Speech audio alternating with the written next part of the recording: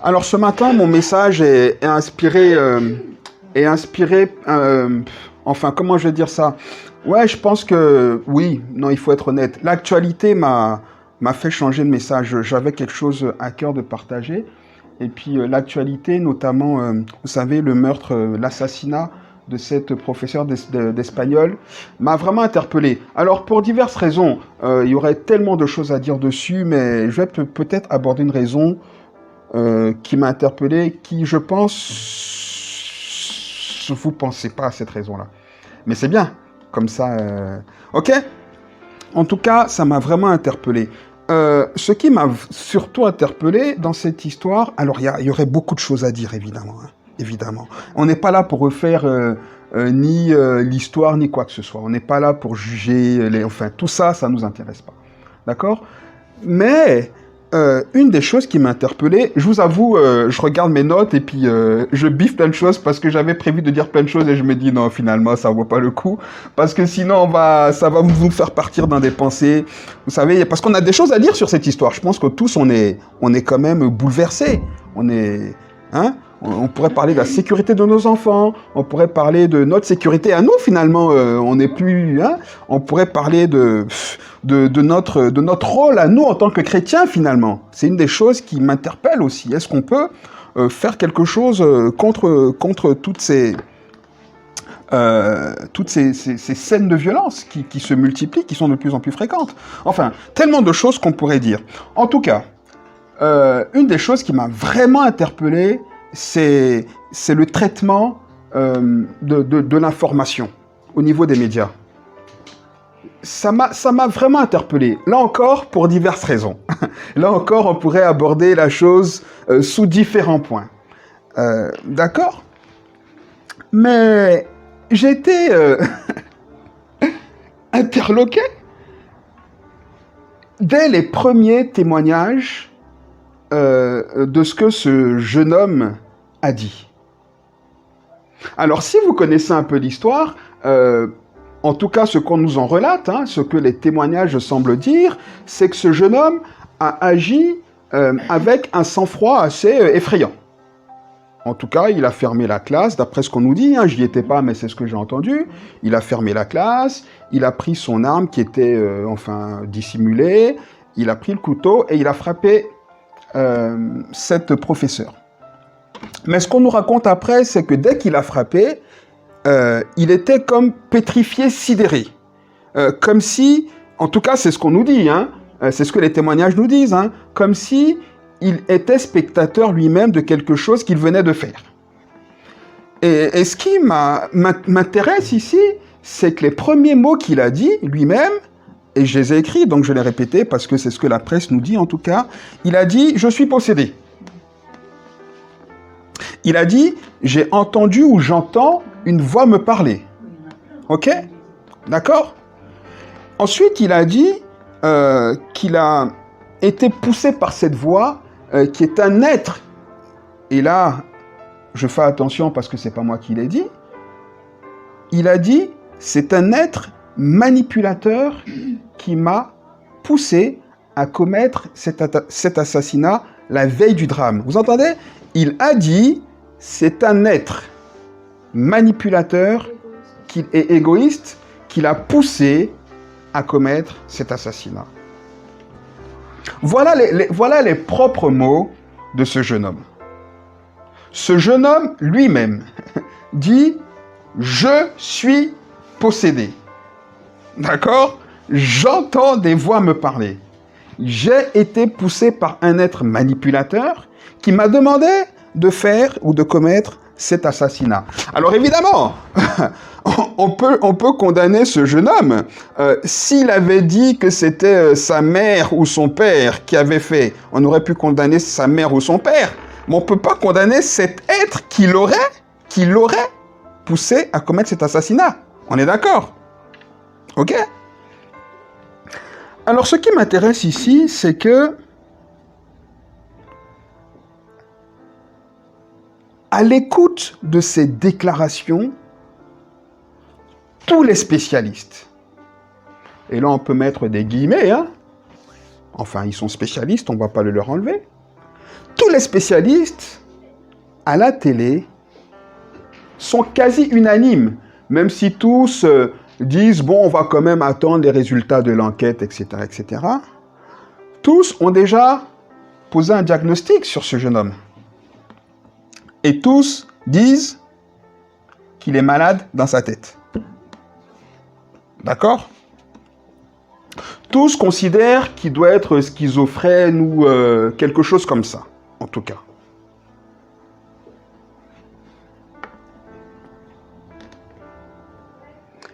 Ce qui me met une baffe dans cette histoire, à moi en tant que pasteur, et j'espère aussi à vous en tant que chrétien, c'est que personne n'a soulevé comme possible le fait qu'il soit vraiment possédé. Alors ça ne me choque pas trop quand j'entends les journalistes le dire. Ça ne me choque pas du tout quand j'entends les spécialistes le dire. Évidemment, ils ne sont pas croyants. Donc, ils ne peuvent pas avoir cette perspective-là. D'accord? Ils ne peuvent pas avoir cette perspective-là. Bien qu'ils ont les moyens d'y penser, parce que ça existe, et il y a des images, etc. Il y a plein de témoignages qui peuvent au moins ouvrir cette piste de réflexion-là. Non, en fait, ce qui me choque, et là je vais m'avancer un petit peu, c'est que je suis convaincu que la majorité des chrétiens connaissent, pensant qu'il est malade aussi. Même si on se dit, oh, il est certainement possédé. Vous comprenez ce que je veux dire? Enfin, j'espère que vous croyez et que vous savez qu'il est possédé, ce jeune homme.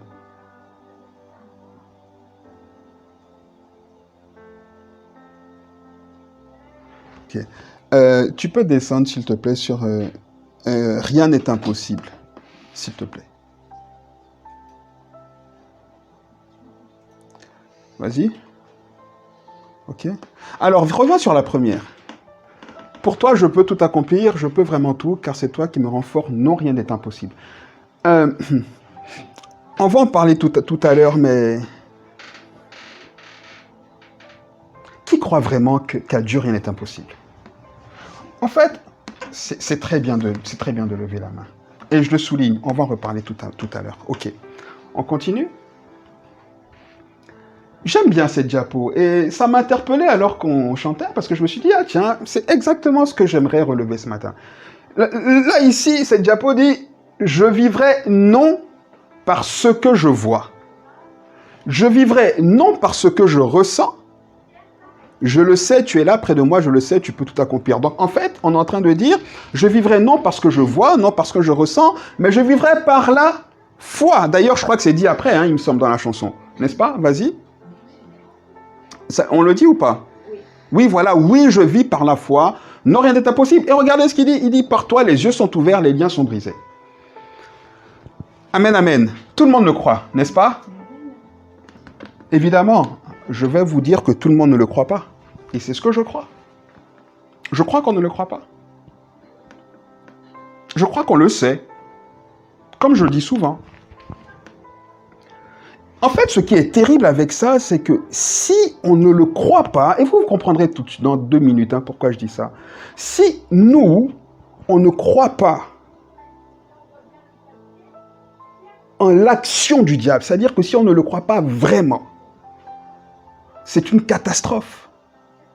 C'est une catastrophe parce que c'est nous qui avons le mandat de libérer les personnes qui sont possédées, qui sont liées.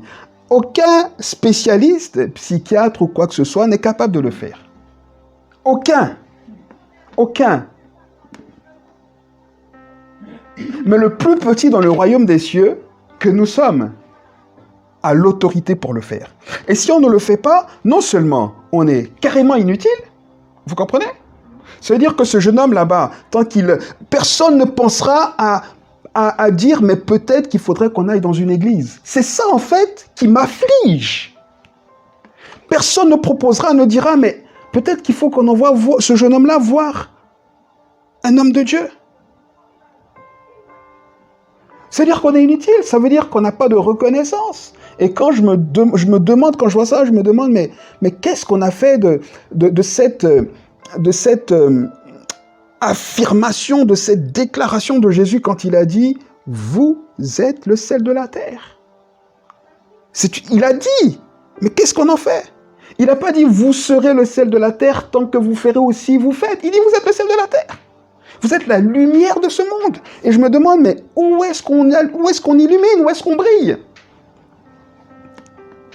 On est inutile. Non seulement on est inutile, mais je vais aller un peu plus loin parce que j'aimerais vraiment nous interpeller ce matin. Quand je vois ça, je me dis, finalement, on pourrait, si on ne peut pas condamner cet être qui a poussé ce jeune homme à commettre cet acte, on peut nous condamner, nous, de complicité. On peut nous condamner, nous, de, comme on dit, de non-assistance à personne en danger. Alors, je vais loin, hein, et puis certainement, là, maintenant, tout le monde se dit, ouais, bah bon, faut pas exagérer, qu'est-ce qu'on aurait pu faire? Oui, évidemment, c'est pas notre faute, oui, ça, je l'entends. Mais suivez mon raisonnement, et vous comprendrez où c'est que je veux en arriver. Ok, vous êtes d'accord avec moi que nous sommes des croyants. Nous sommes des croyants, ça veut dire, comme on vient de le proclamer dans cette chanson, que nous vivons par la foi. On est d'accord? Ok. Redéfinissons une minute ce qu'est la foi. Ah, venez avec moi, hein, gentiment. Parce que ce que je veux dire là ce matin, c'est tellement important. Et je prie de tout mon cœur que personne ne sorte d'ici en se disant « Ouais, c'était un beau message. Il faut qu'on en fasse quelque chose. » Il faut vraiment qu'on en fasse quelque chose. Ok? Regardons une définition de la foi que vous connaissez dans Hébreux 11. Que vous connaissez. Lisons Hébreux 11, versets 1 et 2.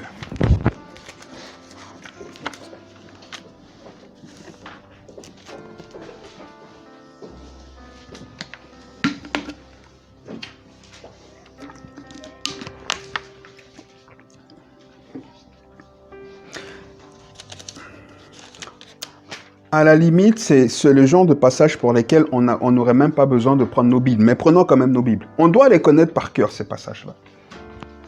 Il est écrit dans Hébreux 11, les versets 1 et 2, que la foi est une ferme assurance des choses qu'on espère. Il est écrit également que la foi est une démonstration des choses qu'on ne voit pas. On s'arrête ici. J'aimerais juste reprendre la version du semeur pour qu'on puisse comprendre quelque chose d'important. Vous pouvez regarder vers moi 2 secondes. Dans la Bible du semeur, c'est traduit que la foi est le moyen d'être sûr des réalités qu'on ne voit pas. La foi, c'est le moyen d'être sûr des réalités qu'on ne voit pas. Plus loin, l'auteur de l'Épître aux Hébreux, pour expliquer ce qu'il dit, il dit que c'est par la foi qu'on comprend que le monde a été créé par Dieu et que tout ce qui nous environne est issu du spirituel, donc de l'invisible. Amen. Tout le monde comprend cette définition. C'est par la foi que nous, on est capable de croire qu'il n'y a pas eu de Big Bang. C'est par la foi qu'on est capable de croire qu'au commencement, Dieu créa. Que de rien, Dieu créa. C'est par la foi qu'on est capable d'accepter que Dieu existe de toute éternité par lui-même, qu'il n'a ni commencement ni fin. Même si on ne comprend pas, c'est par la foi qu'on accepte ces choses, qu'on croit dans ces choses. Vous voyez bien qu'ici, on dit pas que la foi est le moyen de comprendre les choses. C'est là qu'on a un problème. On dit que la foi, c'est le moyen d'être sûr des réalités qu'on ne voit pas. Pas de les comprendre, juste d'être sûr. Vous êtes avec moi? Et vous allez voir qu'il y a une nuance très importante. une nuance qui est liée à notre fonctionnement, à notre manière de réfléchir, à la manière dont on était formé, éduqué. Éduqué ici dans le sens intellectuel. On est d'accord. Ok. Je me rends compte, si vous voulez, que la majorité des chrétiens ne croient que ce qu'ils ont vu ou expérimenté. C'est pour ça que j'insiste sur le fait que la foi, ce n'est pas le moyen de comprendre les choses. Écoutez,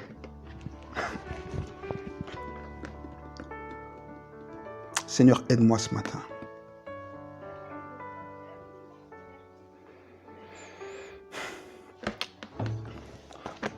Regardons 2 exemples. Allons dans Luc 1, si vous voulez bien.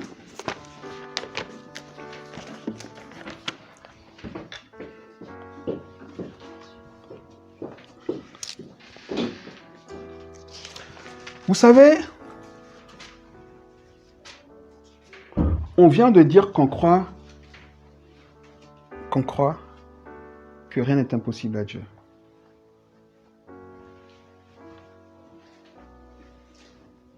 C'est vrai? Amen. Fermez les yeux 2 secondes, s'il vous plaît. 2 secondes. Et puis pensez... Ferme les yeux. Merci. Et puis pensez à la chose qui vous ferait le plus plaisir. Prenez 2 secondes pour y réfléchir.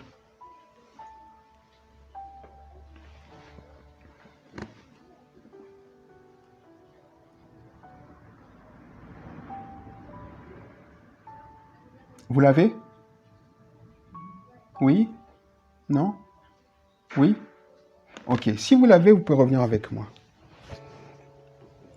Tout le monde a pensé à quelque chose, ok? Vous croyez que Dieu peut vous donner cette chose? Vous avez demandé à Dieu cette chose? Il ne vous l'a pas encore donnée? Pourquoi?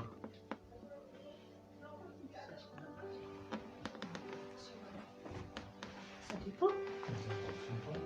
Ah, on y est? Oui, allons-y. Ça dépend, oui. On n'a pas assez de foi? Oui. Je sais pas? Oui.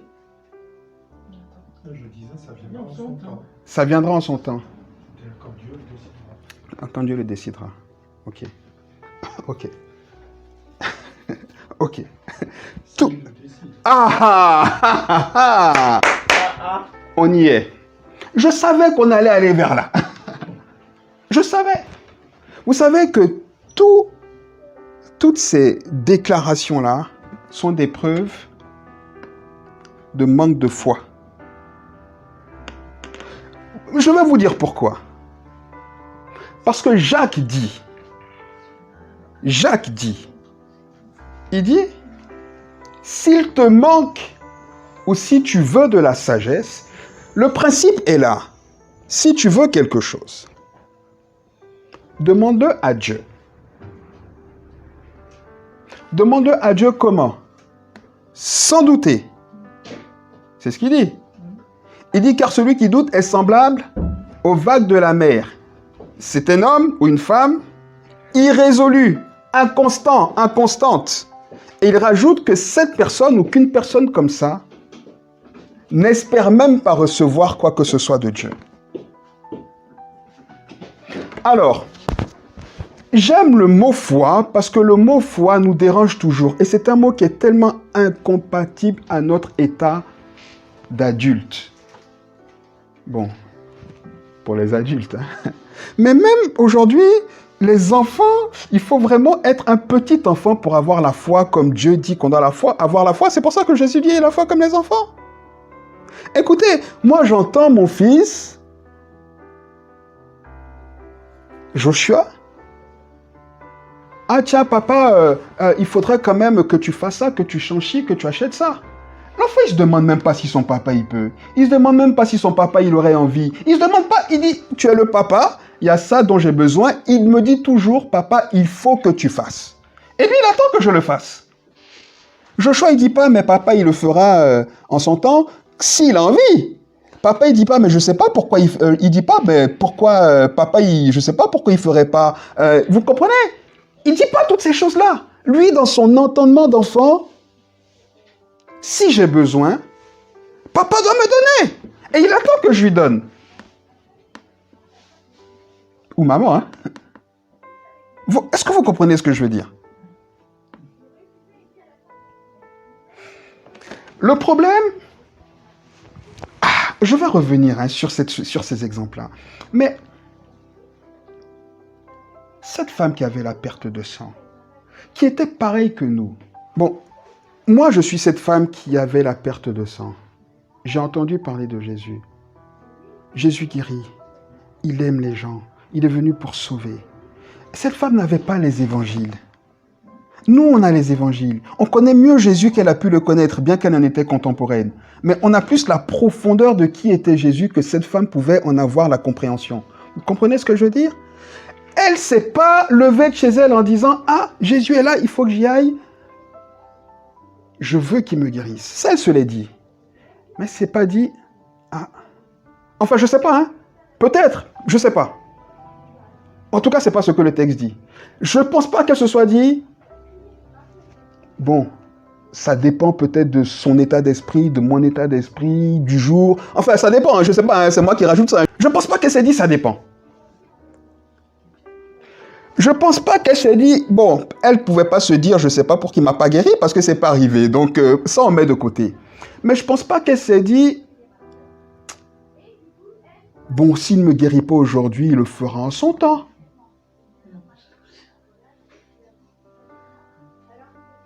Pourquoi je ne pense pas qu'elle s'est dit ça? Parce que la Bible nous dit que quand elle a touché Jésus, elle a presque surpris, obligé. La Bible dit que Jésus a senti une force sortir de lui. C'est comme si elle a provoqué, en fait, elle a provoqué le miracle, elle était le chercher. C'est-à-dire qu'elle était tellement dans la foi qu'elle a... Jésus ne voulait... Enfin, il ne se disait pas, je vais guérir quelqu'un. Il a même été surpris. Elle a tiré la force de Jésus. Vous comprenez?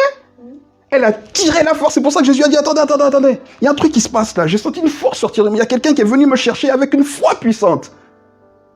Mais une fois comme ça, ne se dit pas, mais pourquoi? Ne se dit pas que Jésus pourrait me guérir. Ne réfléchit pas. Pourquoi? Parce qu'elle connaissait Jésus. Et la foi de cette dame-là était semblable à la foi d'un enfant. Vous comprenez? La foi d'un enfant. Une foi simple. Une foi qui croit en fait. Une foi qui ne cherche pas à comprendre. Et on va aller très précisément dans l'exemple, vous allez comprendre. Ok, faisons ça. On va comparer ici deux exemples. L'idée ce matin, c'est vraiment qu'on puisse assimiler la notion de la foi, de ce qu'est la foi, pour vraiment s'aligner sur cette définition. L'idée, c'est vraiment de dire, Seigneur, ah mais peut-être que j'ai la foi, mais j'ai pas la foi comme tu veux. Vous et moi. Parce que si j'en parle ce matin, c'est aussi parce que je me dis, j'aborde pas toujours Jésus de la bonne manière. C'est aussi pour ça qu'il y a des choses que je veux, que je n'ai pas.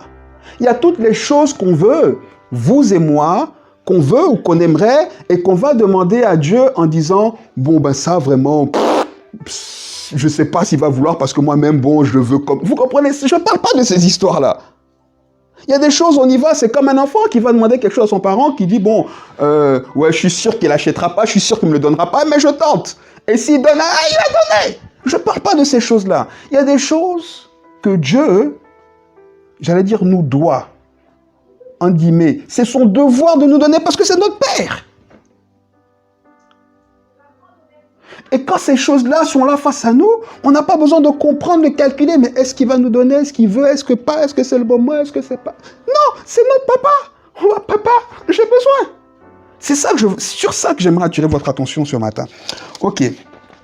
On va comparer deux personnes. Vous êtes dans Luc 1 avec moi? D'accord? Les deux personnes qu'on va comparer ce matin, c'est d'un côté Zacharie, d'accord? Zacharie, le papa de Jean-Baptiste, et d'un autre côté, Marie, la mère de Jésus. Luc 1. Je lis à partir du verset 5. Du temps d'Hérode, roi de Judée, il y avait un sacrificateur nommé Zacharie, de la classe d'Abia.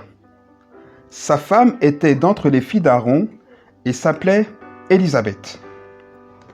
Tous deux étaient justes devant Dieu, observant d'une manière irréprochable tous les commandements et toutes les ordonnances du Seigneur.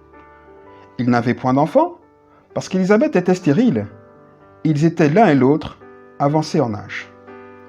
Or, pendant qu'il s'acquittait de ses fonctions devant Dieu, selon le tour de sa classe, il fut appelé par le sort, d'après la règle du sacerdoce, à entrer dans le temple du Seigneur pour offrir le parfum. Toute la multitude du peuple était dehors en prière, à l'heure du parfum. Alors, un ange du Seigneur apparut à Zacharie et se tint debout à droite de l'autel des parfums. Zacharie fut troublé en le voyant, et la frayeur s'empara de lui.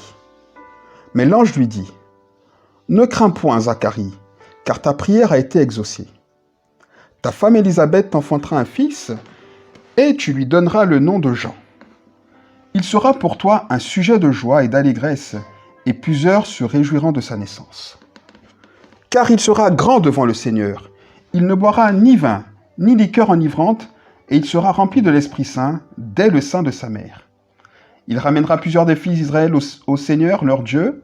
Il marchera devant Dieu avec l'esprit et la puissance d'Élie pour ramener les cœurs des pères vers les enfants et les rebelles à la sagesse des justes, afin de préparer au Seigneur un peuple bien disposé. » Zacharie dit à l'ange, « À quoi reconnaîtrai-je cela? Car je suis vieux, et ma femme est avancée en âge. » L'ange lui répondit, « Je suis Gabriel, je me tiens devant Dieu. J'ai été envoyé pour te parler, pour t'annoncer cette bonne nouvelle. Et voici, tu seras muet, et tu ne pourras parler jusqu'au jour où ces choses arriveront, parce que tu n'as pas cru à mes paroles qui s'accompliront en leur temps. » Ok, je m'arrête là pour la partie Zacharie. Vous connaissez la suite de l'histoire, hein? Zacharie sort, il est muet, etc. Et sa femme tombe enceinte. Verset 26. Au 6e mois, l'ange Gabriel fut envoyé par Dieu dans une ville de Galilée, appelée Nazareth, auprès d'une vierge fiancée à un homme de la maison de David, nommé Joseph. Le nom de la vierge était Marie. L'ange entra chez elle et dit, « Je te salue, toi à qui une grâce a été faite. Le Seigneur est avec toi. » Troublée par cette parole, Marie se demandait ce que pouvait signifier une telle salutation. L'ange lui dit, « Ne crains point, Marie, car tu as trouvé grâce devant Dieu. Et voici, tu deviendras enceinte et tu enfanteras un fils, et tu lui donneras le nom de Jésus. Il sera grand et sera appelé Fils du Très-Haut, et le Seigneur Dieu lui donnera le trône de David, son père. Il régnera sur la maison de Jacob éternellement, et son règne n'aura point de fin. » Marie dit à l'ange, « Comment cela se fera-t-il, puisque je ne connais point d'homme ?» Et l'ange lui répondit, « Le Saint-Esprit viendra sur toi, et la puissance du Très-Haut te couvrira de son ombre. C'est pourquoi le Saint-Enfant qui naîtra de toi sera appelé Fils de Dieu. Voici, Élisabeth, ta parente, a conçu elle aussi un fils en sa vieillesse, et celle qui était appelée stérile est dans son 6e mois. Car rien n'est impossible à Dieu. » Marie dit, « Je suis la servante du Seigneur, qu'il me soit fait selon ta parole. » Amen.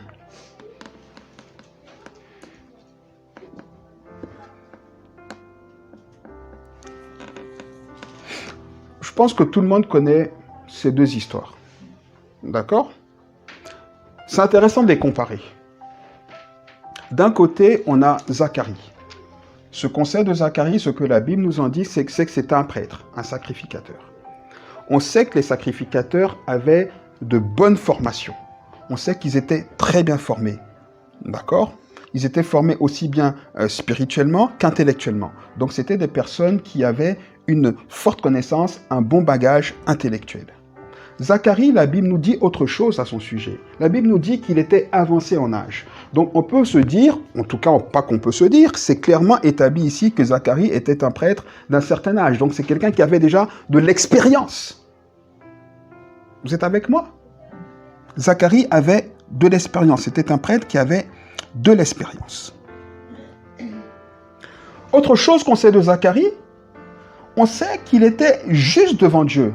et qu'il observait de manière irréprochable tous les commandements du Seigneur. Donc on sait que Zacharie aimait Dieu. On sait que Zacharie était consacré à Dieu. On sait que Zacharie était un homme de Dieu consacré, qui aimait Dieu, qui était fidèle. Ça, c'est ce qu'on sait.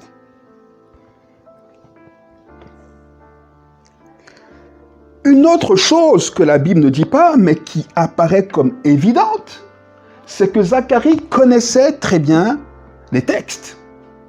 Zacharie connaissait parfaitement l'histoire d'Abraham, d'Isaac, de Jacob, de Moïse, de David, etc., etc. Il connaissait très bien les textes. D'un autre côté, on a la petite Marie. Ce que la Bible ne nous dit pas, mais ce qu'on sait d'après le contexte de l'histoire, enfin le contexte de l'époque et le contexte de l'histoire, on sait que Marie était jeune. Non, elle était très jeune. On sait que Marie n'était certainement pas, en tout cas du point de vue légal d'aujourd'hui, majeure. On pense que Marie devait avoir 16 ans, 15 ans, 16 ans, 17 ans à peu près. C'est ce qu'on pense. En tout cas, Marie était très jeune. Donc Marie n'avait déjà pas l'expérience de Zacharie. Marie n'était pas prêtresse. On peut imaginer que Marie connaissait l'histoire de son peuple et les textes, mais certainement pas autant que Zacharie. Rien dans la description de Marie ici nous fait entendre que Marie était une jeune fille pieuse. Ce qu'on dit d'elle, c'est qu'elle était vierge. Donc d'un côté, on a Zacharie, le prêtre expérimenté, instruit et tout, et de l'autre côté, on a Marie, la jeune fille, sans expérience. Le même ange apparaît à ces deux personnages, à ces deux personnes. J'aime autant dire personne parce que quand on dit personnage, il y en a qui vont s'imaginer qu'on est dans la mythologie. Quand je dis personne, on sait que c'est des personnes qui ont vraiment existé. C'est important. D'accord? Le même ange apparaît aux deux personnes. Il y a tellement de détails, hein, mais que je vous épargne, qu'on va certainement une fois relever dans un contexte différent. Mais il faut vraiment s'attacher au texte biblique, les amis. C'est important. Ce qui me frappe ici, c'est que le même ange arrive et le même ange leur apparaît et leur dit quasiment la même chose. Je dis bien quasiment. Les réactions sont différentes. Même pas en apparence. Parce que d'un côté, Zacharie dit, mais on va redire ce qu'il dit. Zacharie, il dit ici, verset 18, Zacharie dit à l'ange, « À quoi reconnaîtrai-je cela? Car je suis vieux, et ma femme est avancée en âge. » On est d'accord? Marie répond, verset 34, « Comment cela se fera-t-il, puisque je ne connais point d'homme ?» En observant comme ça, les deux réponses sont presque identiques, oui ou non? Les réactions semblent identiques. Mais d'un côté, à Zacharie, l'ange Gabriel répond, « Je suis Gabriel, j'ai été envoyé pour te parler et tu ne me crois pas.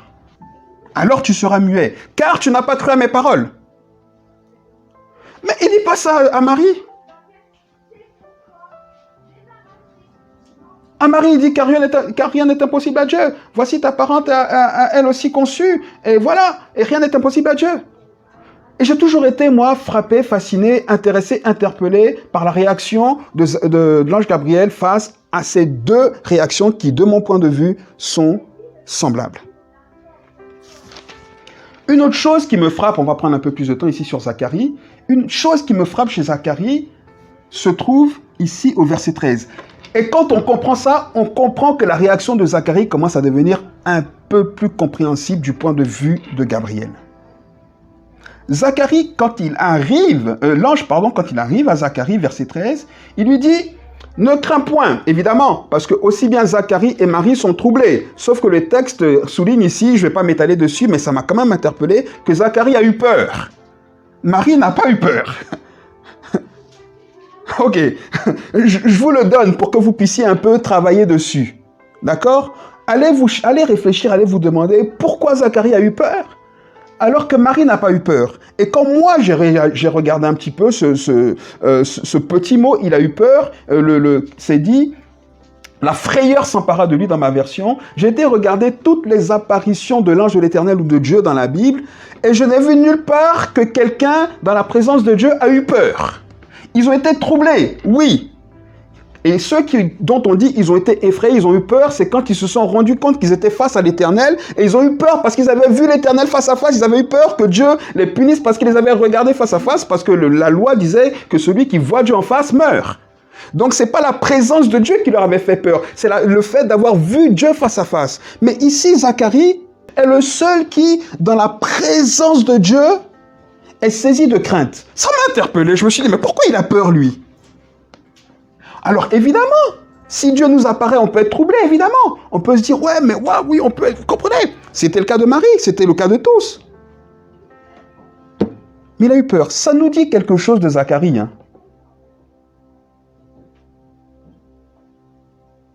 Vous savez, c'est l'histoire des gens qui prient pour les malades ou qui prient pour un mort, pour qu'il ressuscite. Jésus, ressuscite-le! Oh, le nom de Jésus, le feu, l'onction! Et puis le gars, il se lève, et puis... Mais tu as prié pour qu'il ressuscite, le gars, il ressuscite? Tu as peur? En fait, tu priais pas en croyant qu'il pourrait ressusciter, parce que si tu t'attendais à la réaction, tu fuirais pas devant la résurrection du gars. Vous comprenez?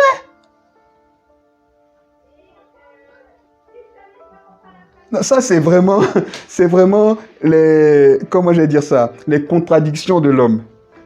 On croit en tout, hein, mais... Pensez-y 2 minutes. Pensez-y.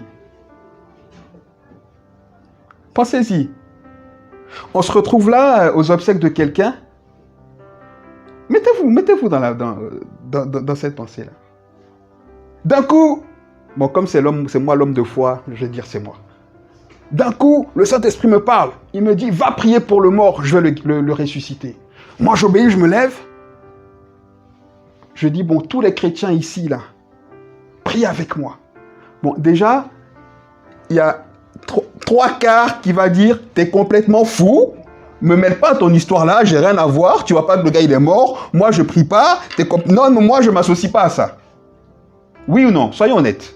Les 3/4 vont dire ça. Et encore, je suis gentil, peut-être 90%. On va dire, non, ton histoire, t'es fou, le gars, attends, il est froid, tu vois, ça fait comme, non, mais écoute, ok? Bon, peut-être il y aura un petit pourcentage, j'espère que vous y serez, qui va prier avec moi. Mais imaginez-vous, je commence à prier, Seigneur, au nom de Jésus, je commence à prier, je commence à prier. Imaginez, le gars se lève. Je pense que pas que nous, hein, toute l'Assemblée va détailler. J'en suis quasiment sûr. Pourquoi on ne devrait pas avoir peur?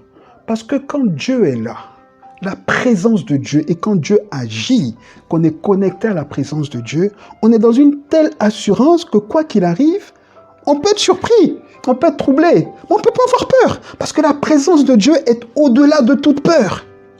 Et ça, c'est une réalité. Ça, c'est les choses qu'on dit, qu'on croit. Ça, c'est les choses qu'on dit, oui, je crois. Oui, je crois que la présence de Dieu me rassure. Oui, je crois. Parce qu'on le lit. Mais la vérité, c'est que c'est des choses, on ne les comprend pas parce qu'on n'a jamais vu. Donc, quand on se projette, on se dit, mais, ouais, ça peut faire peur. Mais si tu te dis déjà, ça peut faire peur, tu auras peur. C'est basique, hein, c'est tellement simple, hein. Mais c'est ça en fait. C'est ce qui se passe avec Zacharie. Bon, je referme la parenthèse sur la peur de Zacharie, mais allez réfléchir un petit peu dessus. Donc on a ici Zacharie. On a dit, Zacharie est troublé, et verset 13, je l'ai dit, Zacharie s'entend dire ici par l'ange Gabriel une chose intéressante. L'ange lui dit, ta prière a été exaucée. Qu'est-ce que ça nous dit? Ça nous dit que Zacharie a prié pour avoir un enfant. De l'autre côté, Marie n'a pas prié. Donc, en principe, Zacharie devait s'attendre à une réponse de Dieu. Oui ou non?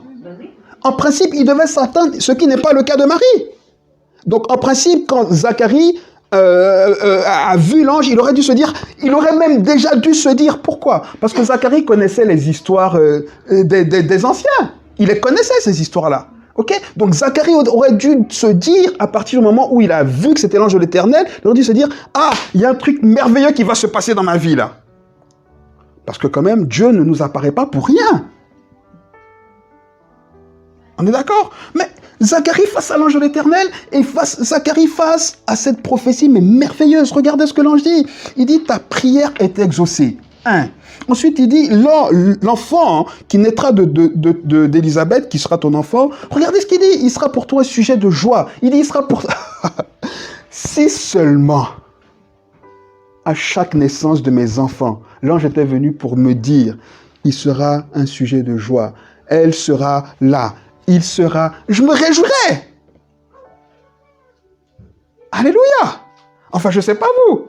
Bon, nous, on a cette conviction-là parce que Dieu nous a parlé dans notre cœur. Là encore, on le croit. On croit ce que Dieu nous a dit sur nos enfants. On le croit par la foi. On croit parce qu'on croit dans les réalités qu'on ne voit pas, on ne cherche pas à comprendre. Mais quand c'est visible, comme ça, Zacharie, je ne sais pas pourquoi est-ce qu'il se met... Il est dans le doute complet. Il lui dit, mais il sera grand. Il dit, ne boira ni liqueur, ni vin, etc. Il dit, ramènera plusieurs fils d'Israël au Seigneur. Mais quelle destinée pour cet enfant extraordinaire. Il dit, il marchera devant Dieu, il sera rempli de la puissance d'Élie, l'esprit d'Élie, etc. Enfin, extraordinaire. Zacharie, il est là. Waouh.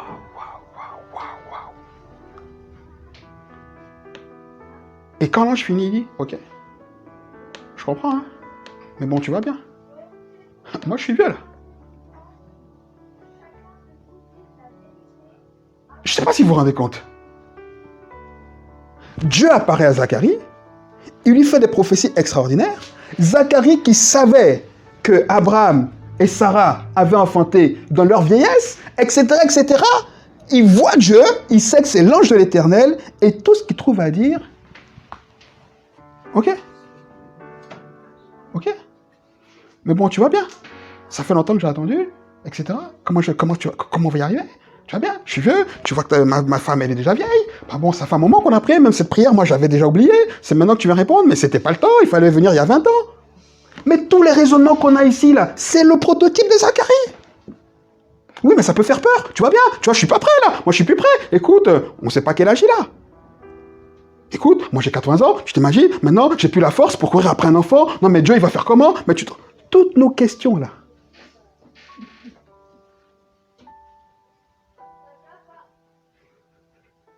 C'est maintenant que Dieu entend mes prières, mais c'était pas le temps. Ah non. Moi, je voulais l'enfant, mais je voulais l'enfant quand j'avais 50 ans, 30 ans, 40 ans. Maintenant, c'est crié. Maintenant, et puis tu vas bien. Élisabeth, c'est fini. Bah, attends. Un prêtre qui enseignait tous les jours, qui suivait fidèlement Dieu, qui était pieux, etc. Il voit l'ange de l'Éternel. Il entend une prophétie extraordinaire. Il connaît les textes, il sait qu'il y a un Élie qui doit venir avant le Messie. Il n'a pas le recul de se dire spirituellement, mais il y a quelque chose qui se passe, de dire, ok, je ne comprends pas tout. Parce que le problème de Zacharie, c'est ça, c'est qu'il ne comprenait pas. Donc sa foi s'est limitée. Il n'a pas juste dit, je crois dans les réalités que je ne vois pas. Je ne comprends pas, mais comme j'entends la parole de Dieu, je ne cherche pas à comprendre comment il va faire, je le crois simplement. C'est ça la foi. Et c'est là où on bloque. Tant que ça ne rentre pas dans notre entendement, on ne comprend pas. C'est pour ça que beaucoup de chrétiens aujourd'hui disent qu'ils croient dans les possessions. On le croit, on entend. Mais au fond, on ne croit pas. Si on croit, tout le monde autour de nous là connaît quelqu'un, de près ou de loin, qui est possédé. Est-ce qu'on a déjà dit, écoute, on va aller voir la personne, ou si je ne peux pas, écoute, on va aller dire, Hugues, tiens, écoute, j'ai un truc là, peut-être on peut parler aux parents, et puis peut-être qu'on peut faire, qui a déjà pensé ça? Non, on voit des gens autour de nous qui sont possédés tous les jours. Tous les jours, on voit des gens autour de nous qui sont possédés. Tous les jours. Si vous ne les voyez pas, dites-moi, je vais vous dire. Il y en a qui sont possédés plein. Mais qu'est-ce qu'on fait? Non. Oh non, on croit à la médecine. La médecine, c'est fiable. Les médicaments, là, ça va l'apaiser. Bon, il va peut-être pas être délivré, il va pas être guéri. Mais, et puis, ça se trouve, la possession, oui, mais pas chez nous. La possession, ça, c'est loin, ça. En Afrique, oui. Mais ici, non. La vérité, c'est que c'est ce qu'on pense. Les amis, je vous mets au défi pour me dire ce que je sais que c'est ce qu'on pense. Parce que si c'est pas ce qu'on pense, écoutez, vous et moi, si on entend un grand choc là, boum, et qu'on se retourne et qu'on voit qu'une voiture a renversé quelqu'un, qu'est-ce qu'on va faire? On va courir pour aller aider la personne? Non. On va au moins être inquiet pour aller voir ce qui se passe, oui ou non?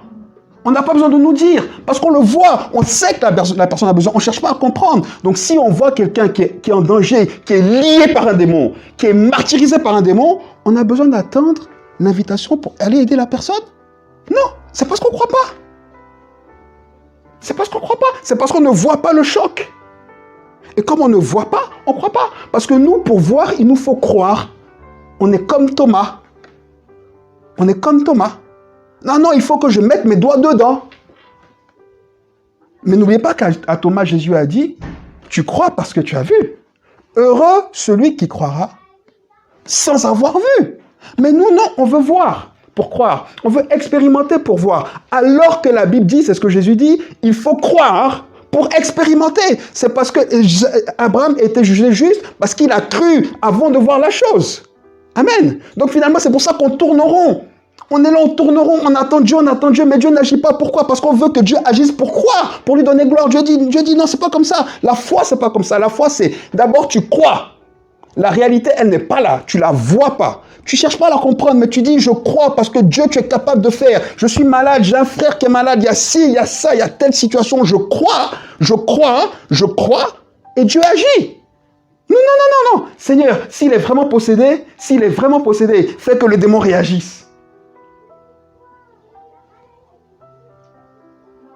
C'est pour ça que tous ici, quand ce jeune homme-là, on lui aura fait ses analyses et qu'on l'aura diagnostiqué schizophrène, qu'on sera tous rassurés. Ouais, je savais en fait, voilà, forcément. Oui, non, lui, il ne faut pas le mettre en prison, non, il faut l'emmener dans un hôpital spécialisé. Attention, je ne dis pas que c'est pas... Oui, évidemment, c'est peut-être la solution pour lui et dans le cas d'espèce, parce qu'il n'a pas d'autre solution. Mais non, on ne s'associe pas à cette solution-là. Parce que si on s'associe à cette solution-là, ça veut dire que toutes les personnes autour de nous qui seront dans ce cas-là sont potentiellement des meurtriers et on est potentiellement complices parce qu'on ne fait rien, parce qu'on attend qu'il y ait le choc pour proposer la prière. On attend qu'il y ait le choc pour dire tu es possédé, pour poser un diagnostic, pour proposer la prière. Après que la personne dise j'ai pas envie, c'est autre chose. Mais nous, on doit y aller. On est tous comme, beaucoup comme Zacharie. Ah non, mais Seigneur, t'as vu l'heure à laquelle t'arrives? Maintenant là, je suis vieux. Gabriel dit, je suis Gabriel, je me tiens devant Dieu. J'ai été envoyé pour te parler, t'annoncer cette bonne nouvelle. Et voici, toi, tu ne me crois pas. Ok, tu seras sourd. Muet. Bon. Mais regardez la petite Marie. Regardez la petite Marie.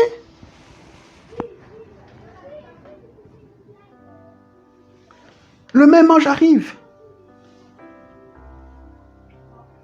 Il lui dit, tu es béni, toi qui as trouvé grâce auprès de Dieu. La Bible dit que Marie se dit, quoi? Moi? Pourquoi tu me dis ça? Moi, la petite Marie, qu'est-ce que j'ai de... Il dit, non, t'inquiète pas. Il commence à lui parler. Il commence à lui dire ce qui va se passer. Tu l'appelleras Jésus, etc., etc. Marie dit, j'ai aucun doute sur ce qui va se passer. Aucun doute. Je ne cherche même pas à comprendre comment ça va se passer. Ma seule préoccupation, c'est qu'il faut que tu saches que je suis vierge, donc je ne suis pas mariée encore. En fait, c'est ça le truc qui est derrière l'histoire de Marie. Est-ce qu'il faut que j'aille vite me marier avec mon fiancé Joseph? Comme ça, c'est Joseph qui va m'enceinter pour que je... Enfin, juste dis-moi le déroulé, en fait. Vous comprenez? C'est pas la remise en question, c'est pas je veux comprendre. Il dit non, Marie. Vous comprenez? La foi de Marie n'était pas pleine de doutes. Non. D'ailleurs, quand il lui dit, il dit non. C'est pas comme ça que ça va se passer. Retenons ici que Marie déjà n'avait pas prié pour avoir un enfant. Donc Marie était loin, comme Zacharie, de s'attendre à une réponse de Dieu. Donc tout ça, ça incrimine déjà, entre guillemets, Zacharie. Marie, ça lui tombe littéralement dessus. Donc c'est normal qu'elle se dise, mais écoute, moi je suis pas mariée. Peut-être le mariage est prévu dans 2 ans. Tu me dis de faire ça maintenant. Qu'est-ce que je dois faire? Je dois aller convaincre mes parents. Mais tu sais, papa, il n'est pas d'accord. Il veut qu'on attende. Qu'est-ce qu'on fait? Enfin, explique-moi. C'est ça que Marie demande. Explique-moi. Et l'ange dit, non, non, non, aucun problème. Je suis l'ange de Dieu. Dieu se débrouillera tout seul. Le Saint-Esprit viendra sur toi. Il te couvrira. Sa puissance te couvrira. Marie dit pas, mais comment ça? On n'a jamais vu ça. Quoi? Le Saint-Esprit couvrir une femme et elle est enceinte? Non mais comment? Le Saint-Esprit va venir comment? Mais le Saint-Esprit c'est pas un homme. Elle avait même pas encore la notion ni la réalité de l'incarnation. Hein? Vous comprenez ou pas? Elle pouvait même pas s'imaginer. Elle pouvait pas se dire, mais alors peut-être que le Saint-Esprit est déjà dans un homme. C'est lui qui va venir avec. Enfin non. C'est quelque chose qui était complètement incompréhensible. Marie n'a pas dit, comment ça va se passer? Fais-moi bien comprendre. Est-ce que c'est possible? Parce que tu sais, mais qu'est-ce que Joseph va... Toutes ces questions-là, Marie ne se les est pas posées. La seule chose qu'elle a dite ici, verset 38, je suis la servante du Seigneur.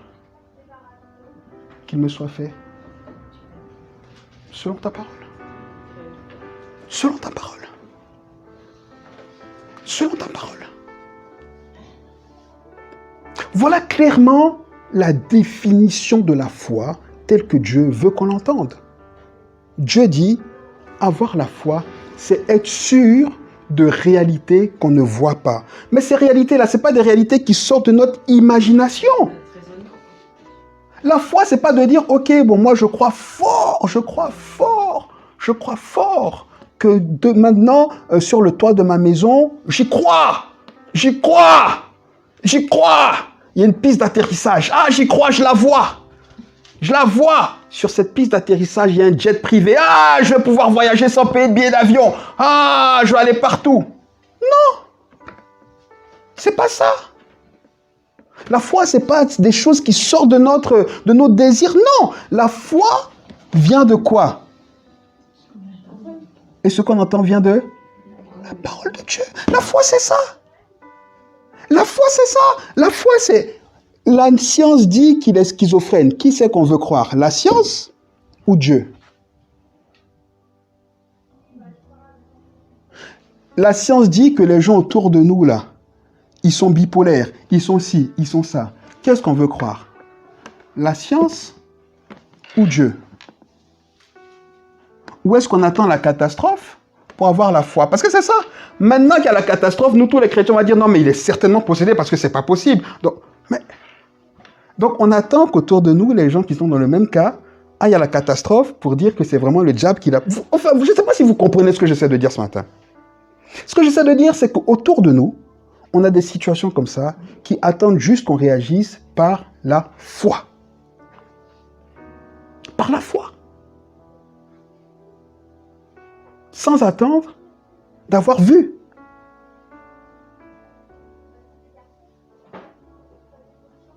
Il y a des gens autour de nous qui attendent qu'on prie pour eux.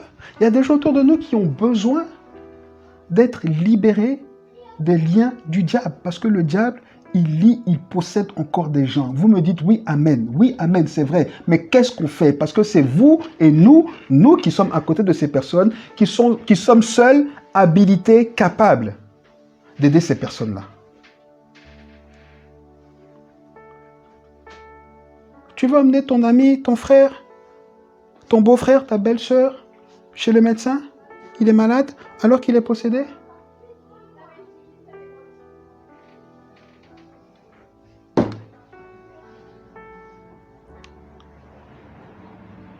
Regardez autour de vous. Si on ferme les yeux encore ici 2 minutes et qu'on commence à réfléchir, on va compter le nombre de personnes qui sont susceptibles d'être... Je ne vous dis pas de poser un diagnostic, mais le Saint-Esprit va vous parler. Mais on va compter le nombre de personnes qui ont des problèmes spirituels. Quand je parle de possession, ce n'est pas forcément la possession en tant que telle, parce que j'ai défini, mais ça peut être des liens. Il y a beaucoup de gens qui ont des liens. Des liens familiaux, des liens de ci, des liens de ça, qui sont liés, tenus par le diable. On fait quoi avec ça? On attend quoi? On attend quoi? Il faut déjà dire. Je finis avec cet exemple-là que Anissa me disait. On connaît quelqu'un sans rentrer dans les détails. Elle est possédée clairement. Clairement. Mais il y a longtemps, nous, qu'on le sait. C'est quelqu'un d'une famille. La famille dit qu'elle est croyante. Bon, ok. Ok. Elle est croyante. La maman a demandé quand même à Anissa, parce qu'elle nous connaît, mais parle un peu avec la personne pour savoir ce qui se passe, tout ça. Bon. Mais elle était déjà convaincue. Mais dans son discours, comme elle sait que nous, on est des pasteurs, la personne dit à Anissa, je veux pas de, comme elle a dit ça déjà, je veux pas d'exorcisme. Hein. Bon, ok, elle a dit, elle veut pas d'exorcisme, mais nous, notre rôle, c'est de dire, c'est ce qu'il te faut. C'est ce qu'il te faut.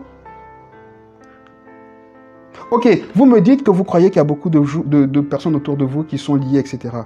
Mais à combien d'aides vous avez dit, tu es possédé ou tu es lié? Il faut qu'on chasse un démon.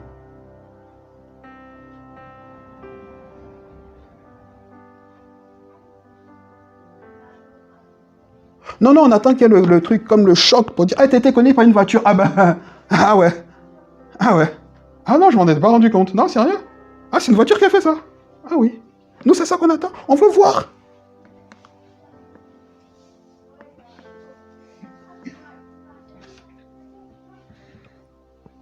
Et vraiment, ça m'a vraiment choqué parce que je me dis, c'est pas possible. Je me dis, on peut juste pas être comme les spécialistes qui viennent dire oui. On peut pas juste être ça, non. Parce que c'est nous.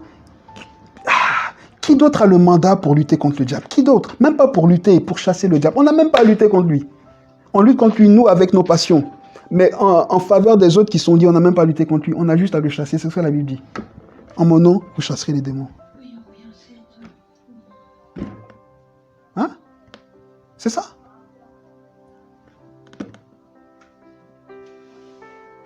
Tout est possible à Dieu. Rien n'est impossible, on le croit. Oui, on croit. On fait quoi avec ça, concrètement?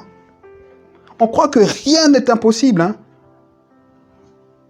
Mais tu fais comme tu veux. Ça, écoutez, il y a d'autres personnes, une autre religion que je n'ai pas citée, dont c'est la base de la foi.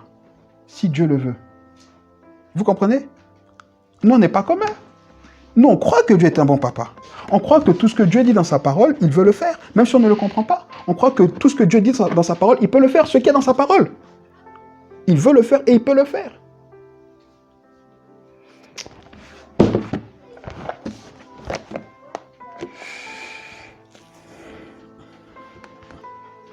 On a une telle responsabilité.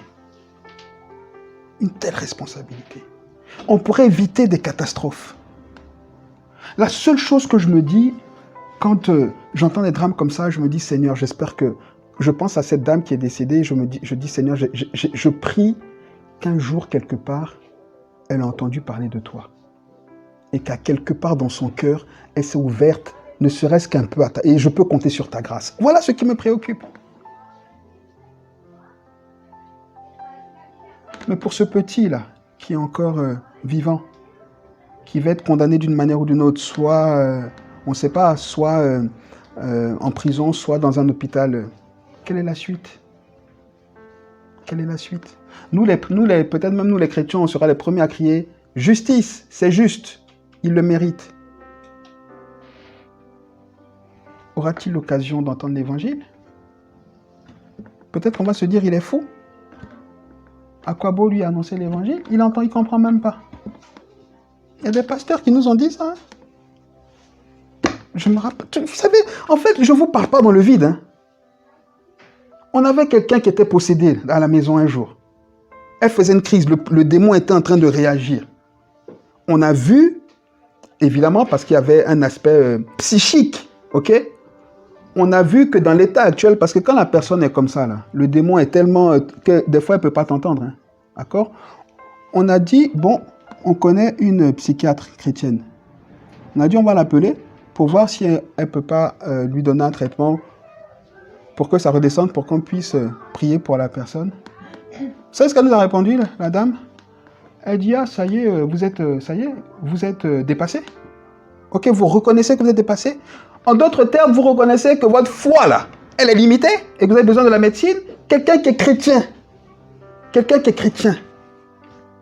Et c'est comme ça qu'on pense. On a tellement plus confiance en la médecine Quand Dieu, que quelqu'un qui est chrétien va dire, bon, face à ça, là, tu dis quoi? Tu peux pas, non?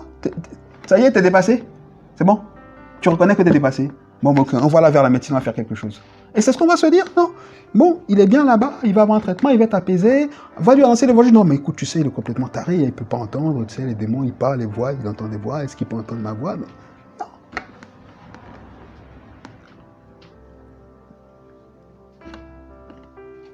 Nous-mêmes, ce jour-là, c'est parce qu'il y avait les enfants, il y avait sinon on s'était dit, on va mettre la personne là, à la maison, on va l'enfermer dans une pièce de la maison, on va attendre que ça descende et puis on va aller parler aux démons là pour qu'ils partent. C'est pas qu'on n'ait pas la foi.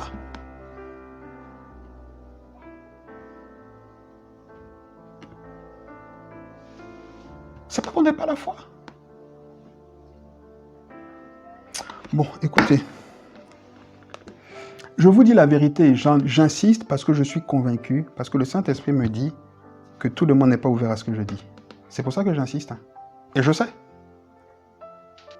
Je veux tout faire au moins pour que les paroles là soient dans vos cœurs. Parce que moi, je ne peux pas convaincre.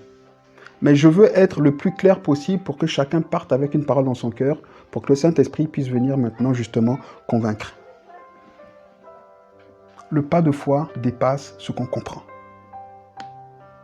Le pas de foi dépasse ce qu'on comprend.